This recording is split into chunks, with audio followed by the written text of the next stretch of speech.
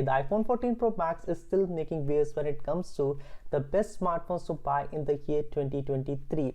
But the question is that, is this smartphone still worth the hype or no? Now, first things first, the smartphone is just an incremental upgrade over the iPhone 13 Pro Max, but there is a lot of things to consider when we think about buying this smartphone in the year 2023. Now, at first, there was not a much difference that I could figure out between the iPhone 14 Pro Max and the 13 Pro Max, and that was one of the reasons that I switched my primary SIM from the iPhone to the Samsung Galaxy S23 Ultra.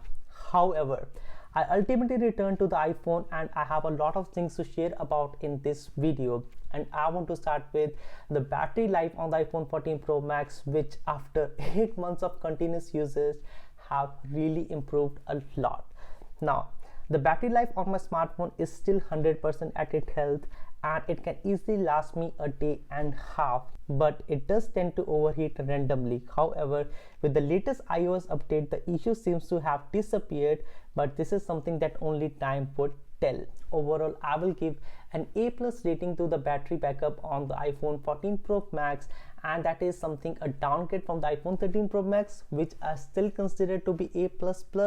And the same thing is with the Samsung Galaxy S23 Ultra, that I still rated to be as an A++ battery experience on an Android smartphone. That is a surprise to me as well. Now, the slow charging on the iPhone 14 Pro Max makes me wonder that how much better the Samsung Galaxy S23 Ultra is in this case. The competition in the Asian market is even more tough, with smartphones which can utilize up to 120 watt of fast charging. Unfortunately, my long-term review on the iPhone 14 Pro Max charging capability is not very positive, but we might see some improvements with the iPhone 15 series later this year, especially with the USB Type-C being confirmed by Apple itself. Now, coming on to the next thing that I want to talk about is the UI and the AI features on the iPhone 14 Pro Max, and I can say one thing, that in the past 8 months these features has improved vastly and widely on the iPhone 14 Pro Max. Apple has come a long way, and I can say this for the voice typing feature that has improved significantly and is on par with the Google's voice typing feature, although it still has a bit of catching up to do. Extracting text from images is a cool feature that you will really appreciate once you start using it.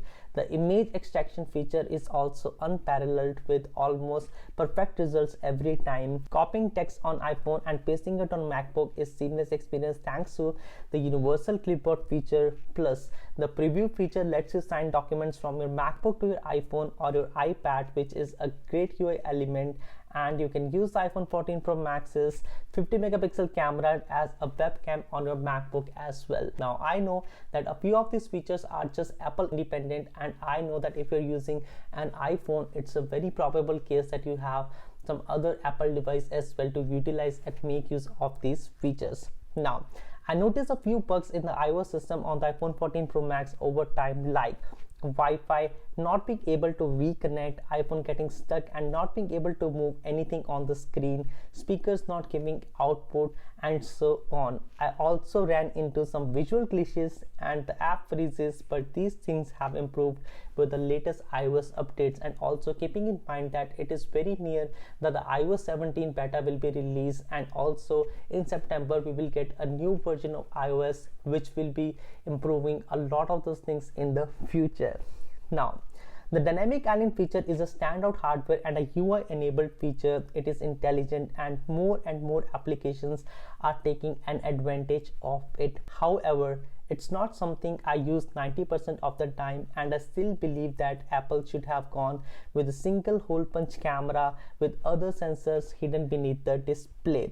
Keep in mind, the dynamic island is placed a bit lower than the notch, cutting off some visible area while playing some content, watching media, or playing some games on the iPhone 14 Pro Max. I would still give to Apple for the SD animations, making the product really shine. Seeing different bits of information, audio visualizers, playing and pausing music on Spotify or YouTube Music, or receiving Uber notifications add up to the experience. Now talking about another feature is the always on display, and this is one of those features that I was really excited about, but I just ended up not using it a lot of time. Now initially it drained the battery quite a bit as it displayed the wallpaper while dimming the display, showing notifications, weather widgets and more.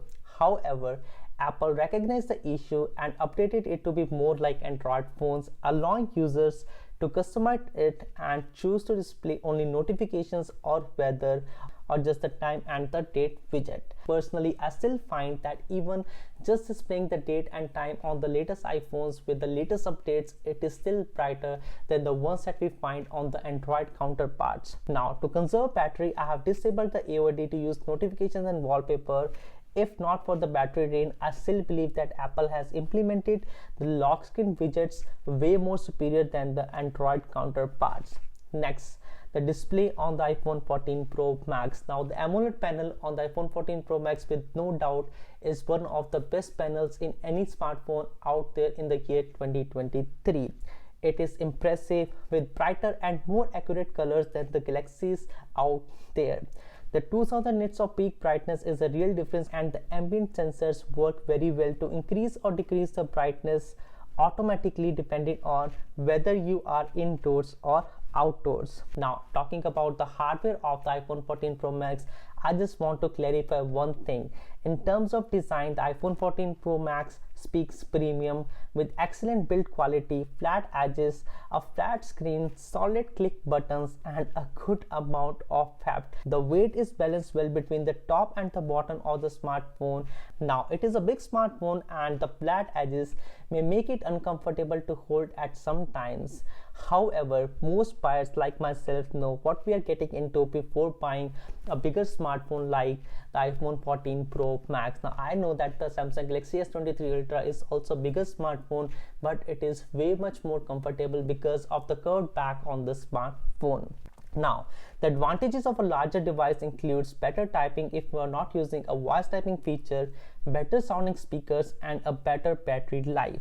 However, the disadvantages include difficulty in holding the smartphone and carrying it and longer charging times, especially keeping in mind that the iPhone 14 Pro Max does not support fast charging. Now, do not forget about the massive camera module, which is something common in the smartphone these days, but the extra cam is worth the improvements on the camera side of this phone. This is arguably the best camera system on any smartphone that we have in the market right now. Now, the images that come out from this smartphone are consistent and I can compare it very well with the Pixel 7 and the Pixel 7 Pro. Now, keeping one thing in mind is that the point and shoot shots come out to be great, almost as consistent as again the Pixel smartphones. It is still a 48 megapixel main camera sensor that takes 12 megapixel 4 shots, bind them together into a single 12 megapixel shot. With this new camera system, I noticed that there were some inconsistent shots in the start, as Apple said had a lot to do with the software tuning on this new camera sensor.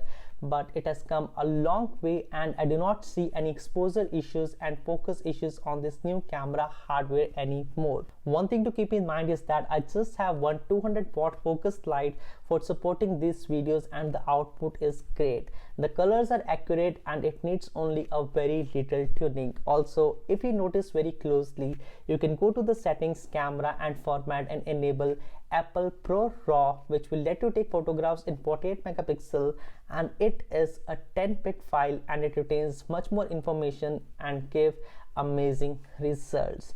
It can be used at 1x on 12 megapixel or 48 megapixel on the camera, but keep one thing in mind.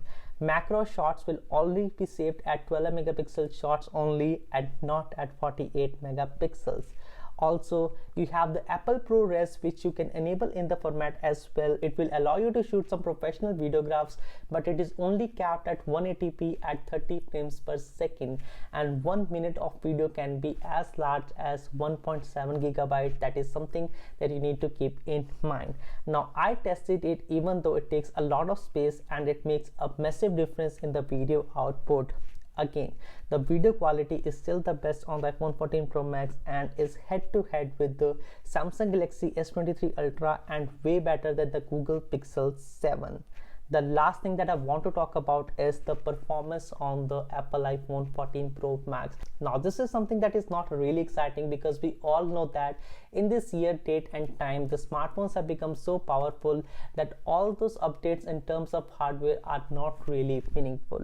The iPhone 14 Pro Max has a A16 Bionic chip and it will last you up to 4 more years. I noticed a few things though. The chip becomes noticeably hot in comparison to the last year's iPhone 13 Pro Max and is possibly one of the reasons of the battery degradation on the iPhone 14 Pro Max, if you notice in your time with this smartphone as well. Now the question is that, is it worth upgrading from the iPhone 13 Pro Max? Now the answer is absolutely no.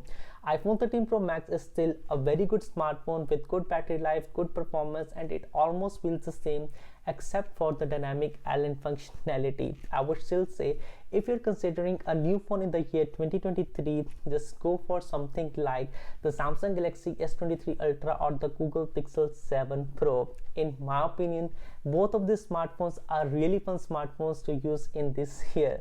So that was all about this video, and in case you wonder, this video has been shot on the iPhone 14 Pro Max cinematic mode at 4K and 30 frames per second. That was me, Anshul. Thanks for watching, and I will see you guys in the next one.